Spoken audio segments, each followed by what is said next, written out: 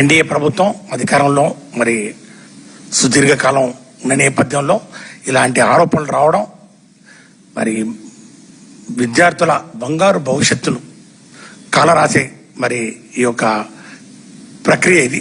మరి దీన్ని మరి వారు బాధ్యత వహిస్తూ ఈరోజు కేంద్ర విద్యాశాఖ మంత్రి ధర్మేంద్ర ప్రధాన్ గారు ఒక మంచి ఎగ్జాంపుల్ సెట్ చేయడం జరిగింది. దీన్ని స్ఫూర్తిగా తీసుకొని లోకేష్ బాబు కూడా ఈరోజు మేము సాక్ష్యాలు ఆధారాలు ఏవని చెప్తే మీరు అడిగితే అన్ని స్పష్టంగా కూడా ఈ రాష్ట్ర ప్రజల ముందు ఉంచారు జగన్మోహన్ రెడ్డి గారు. ప్రధానంగా ఈ డిఎస్సి వ్యవహారంలో కాన్ఫిడెన్షియాలిటీ అంటే గోప్యత, ట్రాన్స్పరెన్సీ పారదర్శకత, తర్వాత అడ్మినిస్ట్రేటివ్ మెషినరీ న్యూట్రాలిటీ ఇవి ప్రధానంగా ఎక్కడ కనపడలేదు.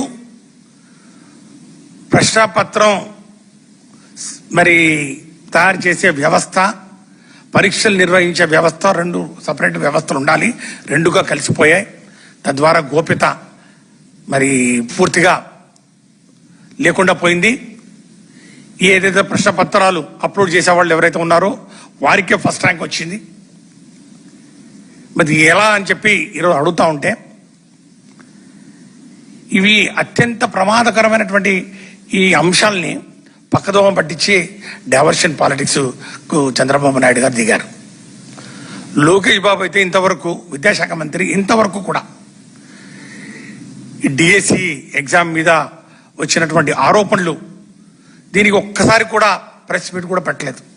అధికారులను పిలిపిస్తాడు ఎప్పుడోసారి, ఓసారి స్పోర్ట్స్ అథారిటీ వాళ్ళని పిలిపిస్తాడు, ఓసారి జిఐడి వాళ్ళని పిలిపిస్తాడు, ఓసారి డైరెక్టర్ స్కూల్ ఎడ్యుకేషన్ పిలిపించేసి మేము ఎప్పుడైతే ప్రశ్నలు అడిగినా దానికి ఏదో ఒక సమాధానం చెప్పి ఇంకా అయిపోయింది, ఇంతటితో క్లోజ్ చేయండి, ఇంకేం లేదు ఇందులో అంటారు. అన్ని ఆధారాలు, సాక్ష్యాలు, వీడియో టేపులు, ఈ యొక్క పోస్టుల్ని ఎంతకు అమ్ముకుంటా ఉన్నారు, ఎంతకు డిమాండ్ చేస్తా ఉన్నారు, వీటన్నిటినీ కూడా తీసుకొని గవర్నర్ దగ్గరికి వెళ్ళి గవర్నర్ ముందు ఉంచితే గవర్నర్ గారే చెప్పారు కొన్ని వందల కేసులు ఈ డిఎస్సిలో జరిగినటువంటి అవకతవకల మీద కోర్టులో ఫైల్ అయినాయి. సుమారు 300 నుంచి 400 కేసులు స్వయాన గవర్నర్ చెప్పడం జరిగింది. ఇన్ని కేసులు ఉన్నాయి కాబట్టి ఇది మ్యాటర్ సబ్జుడిస్, కాబట్టి నేను మాట్లాడడానికి లేదు అని చెప్పి తీసుకోవడం జరిగింది. ఈరోజు మేము ప్రశ్నిస్తా ఉన్నాం ఈ రాష్ట్ర విద్యాశాఖ మంత్రి నారా లోకేష్ బాబును.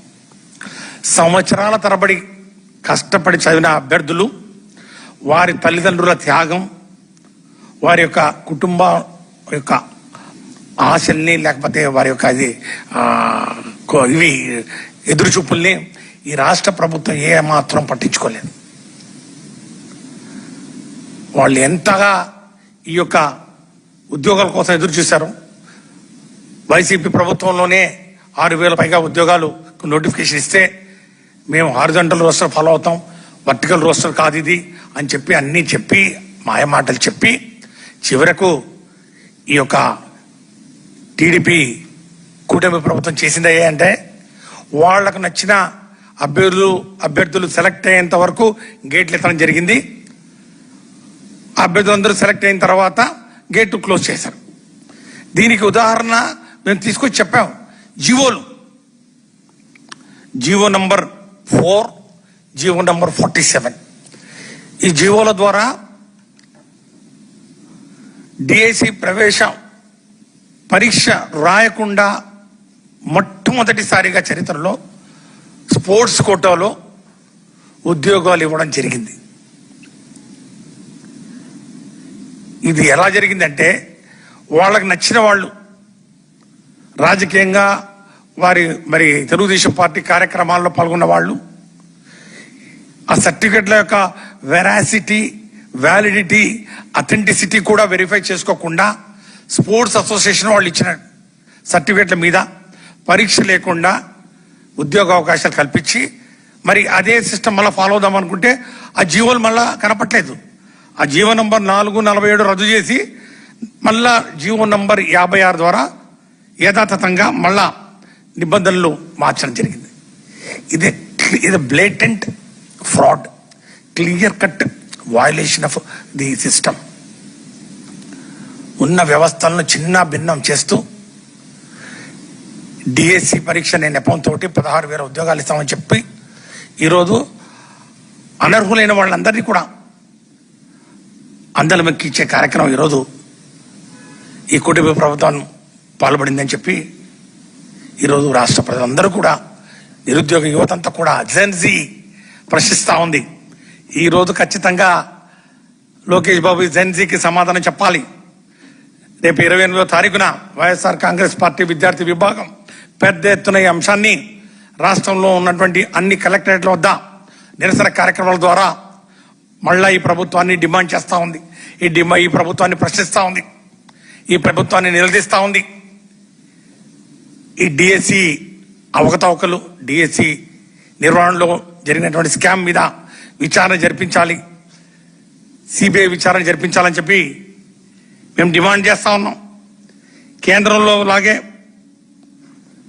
మరి మీరు కేంద్రంలో భాగస్వాములే కదా, కేంద్రంలో ఉన్నటువంటి విద్యాశాఖ మంత్రి గారికి ఒక న్యాయం, మీకు ఒక న్యాయమా? కేంద్రంలో ఉన్నటువంటి విద్యాశాఖ మంత్రి గారు వీటన్నింటినీ కూడా ఈ యొక్క అవకతవకలు ఏవైతే జరిగాయో ఈ నీట్ ఎగ్జామ్లో, అక్కడ నీట్ ఎగ్జామ్ మళ్ళా కండక్ట్ చేశారు. నీట్ ఎగ్జామ్ కండక్ట్ చేశారు. Of course damage has been done. కొన్ని నిండు ప్రాణాలు పోయాయి. విద్యార్థులంతా కూడా దాని మీద ఒక నమ్మకం పోయింది. ఎన్టీఏ నేషనల్ టెస్టింగ్ అథారిటీలో సుమారు 30 నుంచి 40 మంది ఉద్యోగస్తులను కూడా తీసేశారు. దాని యొక్క క్రెడిబిలిటీని మళ్ళా ఎలా తీసుకురావాలనేది ఒక పెద్ద సవాల్. ఈరోజు కేంద్ర ప్రభుత్వం ముందు ఉన్నటువంటి పెద్ద సవాల్. ఒక మెరిట్కు ప్రాధాన్యత ఇవ్వకుండా తొక్కిపెట్టి పక్కదారిలో మరి వేరే వారికి ఉద్యోగాలు ఇస్తే ఒక తరం నష్టపోతుందని మనందరికీ తెలుసు. మరి ఈరోజు వీటి మీద ఎన్నిసార్లు సిబిఐ దర్యాప్తు అడిగినా కూడా ఉద్దేశపూర్వకంగానే చంద్రబాబు నాయుడు గారు తొక్కుపట్టే ప్రయత్నం చేశారు. తమ కుమారుణ్ణి కాపాడుకునే క్రమంలో డైవర్షన్ పాలిటిక్స్ కు తెరలేపారు. ఈరోజు మేము ఒకటే డిమాండ్ చేస్తున్నాం. నీట్ పరీక్షలో కేంద్ర మంత్రి బాధ్యత వహించి రాజీనామా చేసిన నేపథ్యంలో ఇప్పుడు ఖచ్చితంగా లోకేష్ రాజీనామా చేయాలి. కేంద్రంలో ఉన్న అదే ఫార్ములానే ఇక్కడ కూడా పాటించాలి అని చెప్పి రాష్ట్ర ప్రజలందరూ కూడా, నిరుద్యోగ యువత జెన్జీ ఈరోజు వారి తరఫున మరి మేము డిమాండ్ చేస్తూ ఖచ్చితంగా వారికి అండగా ఉంటాం. ఈ పోరాటాన్ని ముందుకు సాగిస్తాం. లోకేష్ బాబు, మీకు ఇదే మేము చెప్తా ఉన్నాం. మీరు మీ శాఖ తప్ప మిగతా శాఖలన్నింటిలో కూడా తలదూర్చి ఈరోజు మీరు సకల శాఖల మంత్రిగా పేరు తెచ్చుకుంటా ఉన్నారు. మీ శాఖలో, మీ ఆధ్వర్యంలో, మీ కనుసంధానంలో జరిగినటువంటి ఈ స్కామ్, ఈ అవకతవకలు, ఈ ఆరోపణల మీద ఖచ్చితంగా మీకు చిత్తశుద్ధి ఉంటే, మీరు నిజంగా విలువలు కట్టుబడి ఉంటే, మీకు నిజంగా నైతికత ఉంటే తక్షణమే రాజీనామా చేసి స్వచ్ఛందంగా ఒక స్వయం ప్రతిపత్తి కలిగినటువంటి ఎంక్వైరీ, ప్రిఫరబ్లీ సిబిఐను పిలిపించి సిబిఐకి అప్పగించి దీని మీద ఎంక్వైరీ చేయాలని మేము డిమాండ్ చేస్తున్నాం.